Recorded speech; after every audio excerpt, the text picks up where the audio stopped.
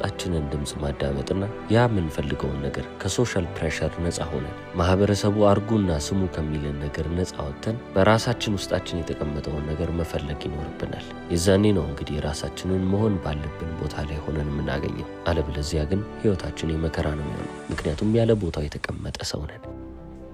ይህንን ልባችንን የሚያውቀውን ነገር ለማወቅ ምንድነው ማድረግ ያለብን ካላችሁ ሮበርት ግሪን እንደሚናገረው ከሆነ በቀን ውስጥ ለ20 ደቂቃ ቁጭ ብላችሁ ጆርናል አድርጉ ይላል።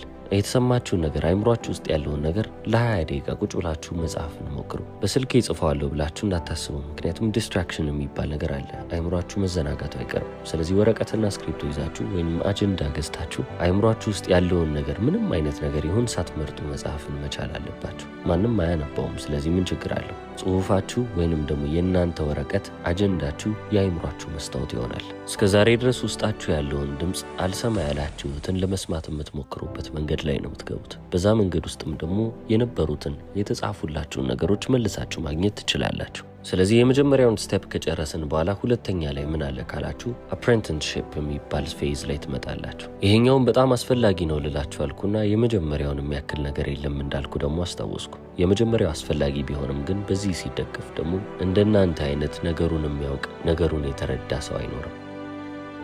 በ20ዎቹ ዕድሜያችሁ ውስጥ ምንም አድርጉ ምንም ገንዘብን መጀመሪያ እንዳታስቀድሙ። ገንዘብ መቅደም የለበትም። ሁሌም ቢሆን ስኪል ወይንም ክህሎትን አስቀድሙ። ቫልዩ ለርኒንግ እለዋለሁ። የሆነን ዋጋ ለመማር የምታደርጉት ጉዞ ላይ መግባት አለባችሁ። ያንን ነገር ለመማር ገንዘብ ማጣት ቢኖርባችሁም ልታጡ ይገባል። መሆን የሚገባችሁ ቦታ ላይ እንድትቀመጡ የሚያደርጋችሁ ያ ነገር ነው። የሰው ልጅ ከ20 እስከ 30 የመማሪያ ጊዜ ነው ብሎ ቢያስባቸው እመኛለሁ። ያንን ማድረግ የሚችል ከሆነ 30ዎቹ በጣም ውብ የሚሆኑለት ሰው ይሆናል። ያንን የሚያደርገውን ነገር በደንብ ጠንቅቆ የሚያውቅና የለመደ ኤክስፐርት የሆነ ይሆናል። አሁን ይሄ ለቅጥር ህይወት ብቻ ነው የሚሆነው ልትሉ አልፈልግም። የራሳችሁንም ንግድ ለመጀመር የራሳችሁንም የፈጠራ ስራ አምጥታችሁ እንደ አዲስ ማንም ያላየውን ነገር ለማምጣት ከፈለጋችሁ ይህንን መንገድ ማለፍ ይጠበቅባችኋል። ዓላማዬ በጣም ግልጽ ነው። በምታደርጉት በማንኛውም ነገር ውስጥ ኤክስፐርት መባል አለባችሁ። የተካነ ነው እሱማ በዚህ ነገር አይታማም የሚባልላችሁ ሰዎቹ ነው።